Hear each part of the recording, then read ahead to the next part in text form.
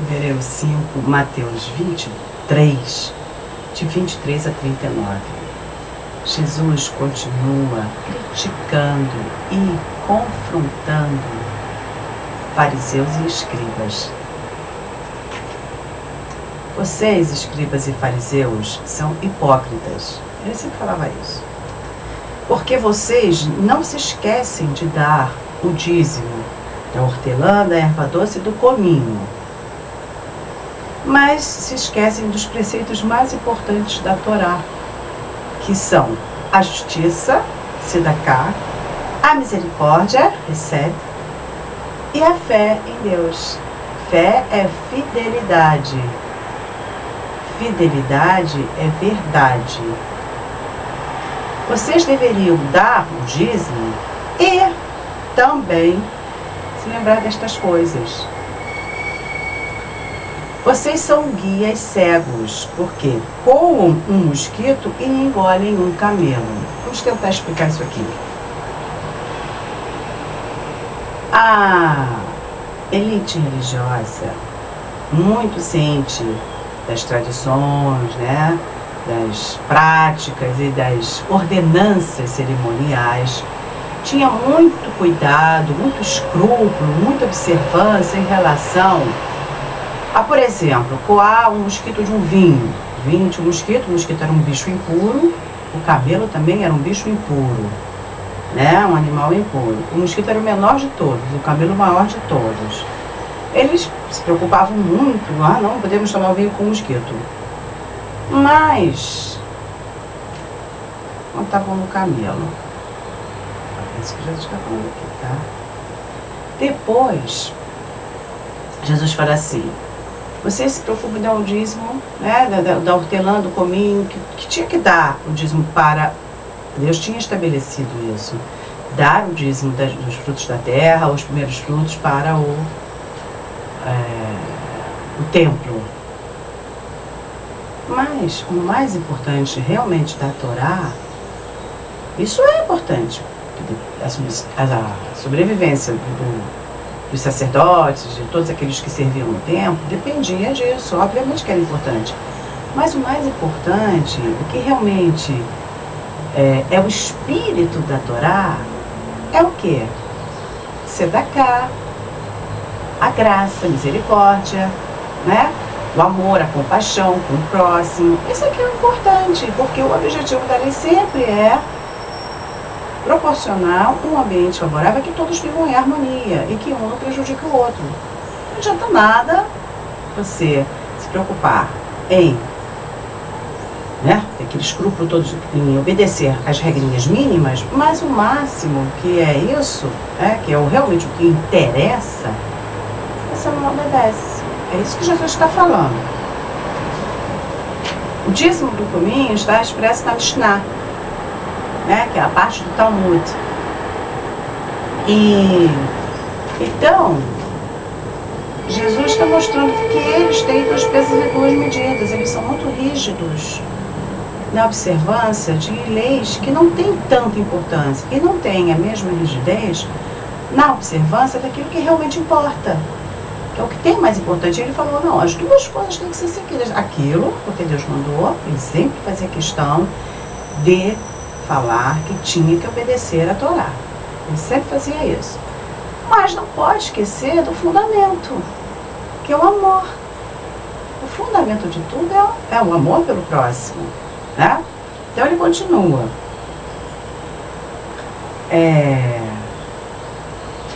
Nossa, eu escrevi coisa dessa aqui.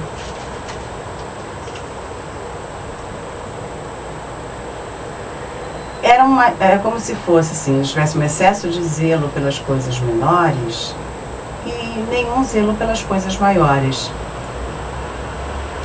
O que nos faz santos não é a aparência externa de santidade. A aparência externa de santidade não faz ninguém santo. Faz parecer santo, mas não faz a pessoa santa, né? O que nos faz santos é termos imagem e semelhança do caráter de Deus. Porque todo o objetivo da Torá é fazer com que nós sejamos santos. Deus vai falar mais à frente, né, na Torá. nós ainda não estudamos. Sede santos porque eu sou santo. Esse é o objetivo de Deus, sede perfeito. Ele falou para Abraão, anda na minha presença e ser perfeito, tamim, né? Então, esse é o objetivo. A perfeição é a santidade, praticamente. Por quê? Porque você é como Deus, só Deus é perfeito. Só Deus é perfeito. E quando você obtém assim, a santidade pela intimidade, porque você reflete o caráter e a imagem de Deus, esse como nós fomos criados, quando fomos criados imagem e semelhança de Deus, fomos criados imagem e semelhança do caráter dele, não da imagem dele física, porque ele não tem imagem física, ele é espírito. É o caráter de Deus, que é bom, que é misericordioso, que é justo. Então esses são os atributos que nós devemos ter e que nos fazem santos. É isso que importa, né? E também todas essas questões que Jesus levantava mostravam que ele tinha uma opinião completamente diferente, né? Ele o tempo todo falava que se deveria cumprir a lei, a Torá. Mas ele era contra essa discrepância, né? Entre o cumprimento, o zelo das coisas mínimas e assim, o não tão zelo das coisas que importam.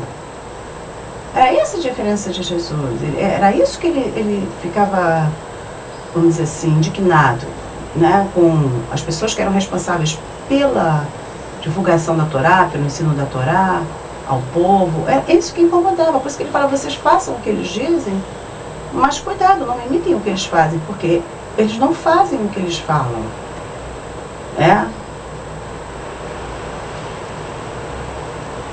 Ai de vocês, hipócritas, falsos, né?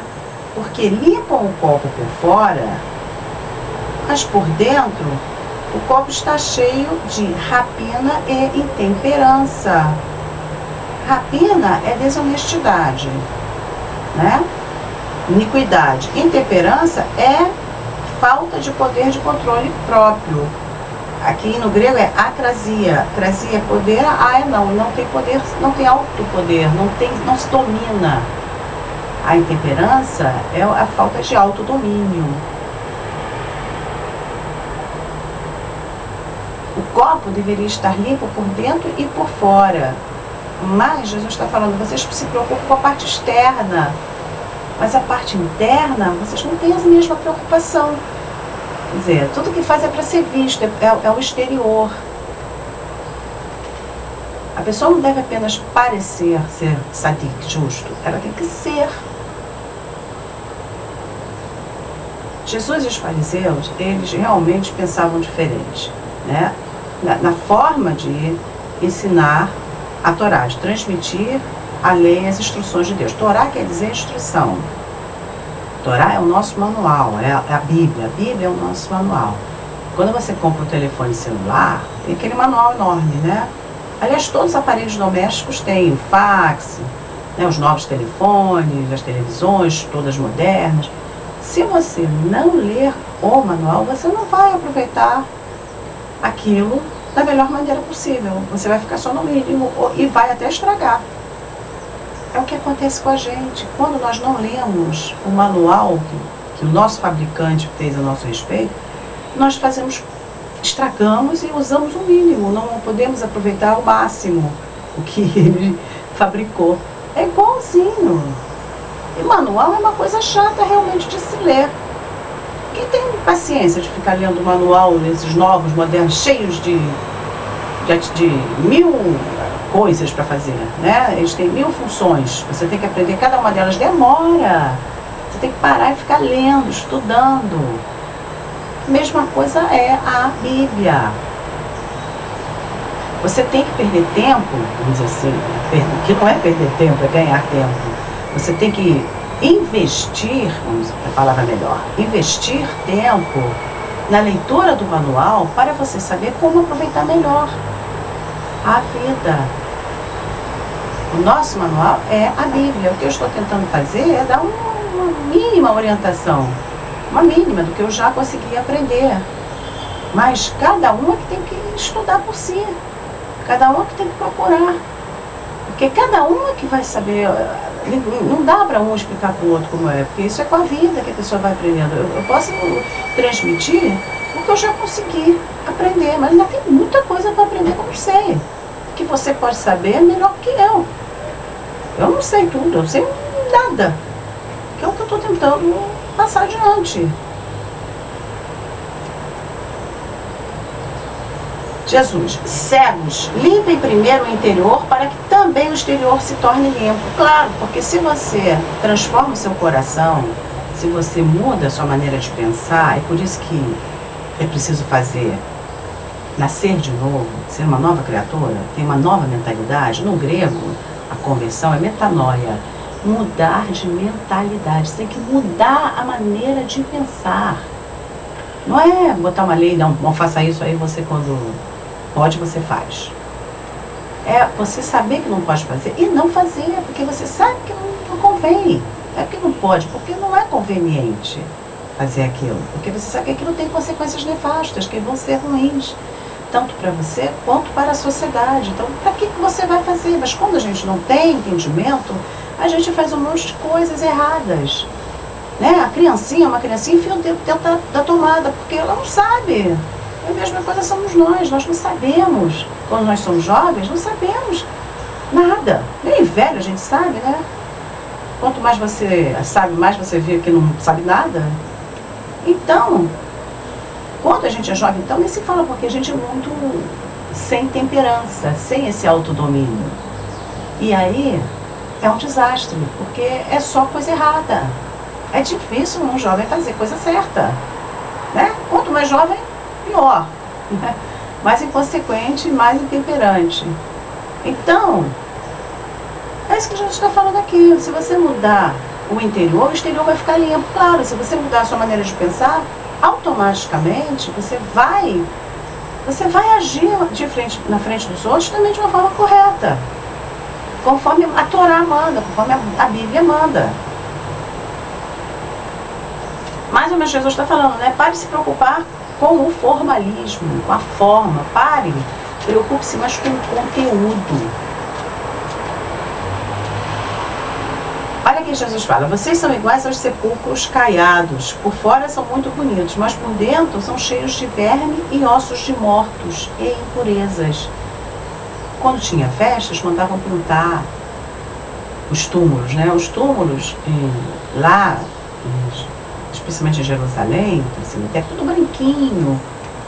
Você olha assim de longe, você nem sabe que é um cemitério. Se você não souber, o visitante não sabe que aquilo é um cemitério. Eu passei por dentro do cemitério, eu estava no meio que eu vi que era um cemitério.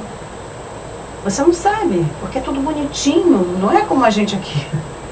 É diferente, é uma coisa até bonitinha. Ele fala, por fora é tudo bonitinho, mas lá dentro tá cheio de verme, de osso de morto, de impurezas. E Jesus fez essa comparação, vocês são como eles.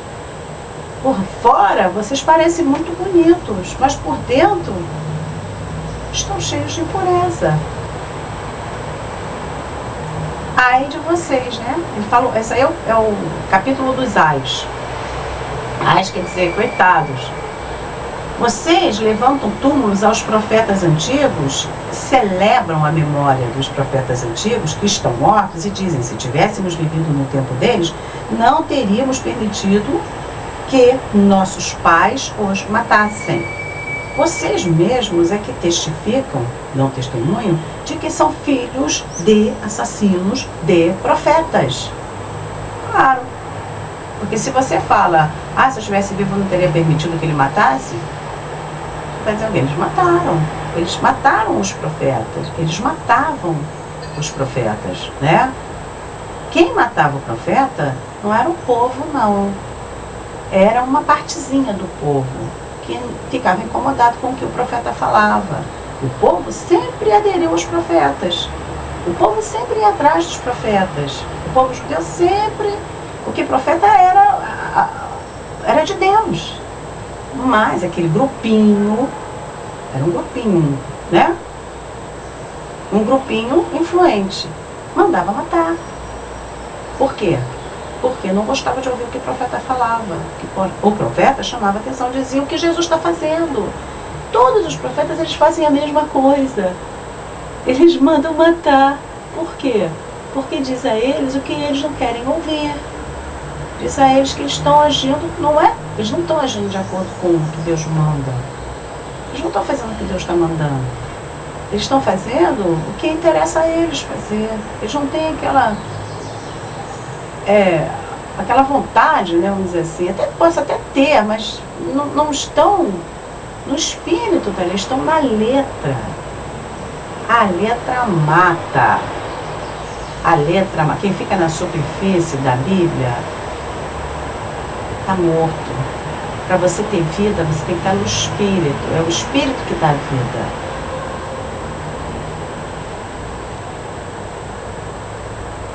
Olha como é que Jesus fala. Enchei, pois, a medida dos pais de vocês. Ou seja, terminem o que os pais de vocês começaram. Completem a obra dos pais de vocês. Serpentes e raça de raça é geração, é espécie, é gene, né? Aquela espécie. Aquela espécie é uma espécie, né? Aquela espécie nasce para aquela coisa.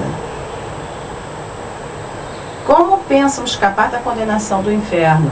O inferno é Geena. Espécie, geração. Geração, raça de víboras. Né? No Vale do Inom, a gente já sabe isso. Que a Geena é aquele vale que tinha lá de fora de Jerusalém, se queimava tudo que não prestava, o lixo. Eis que eu vou enviar a vocês profetas, sábios, professores da Bíblia, da Torá, e alguns deles vocês vão matar. Outros vocês vão executar numa estaca de madeira. Estaca de madeira era crucificar. Outros vocês vão bater e flagelar nas sinagogas e vão perseguir de cidade em cidade. Mas vocês podem esperar, porque por todas essas coisas, esta geração vai pagar. Geração, espécie. Espécie, as pessoas que têm essa mesma espécie, que pensam dessa forma. Jesus está sendo bem claro aqui. Esta geração, as pessoas que pensam desta forma, que são dessa espécie de gente. A gente fala, né, que essa espécie de gente não interessa. Essa espécie de gente pode ter há 200 anos, há 1000 anos, agora, daqui a 100 anos. É uma espécie diferente. Jesus falou, essa espécie de gente que pensa dessa forma vai pagar por isso. Se o justo paga, se até o justo paga, imagina se o injusto não vai pagar. Então aqui termina esse capítulo.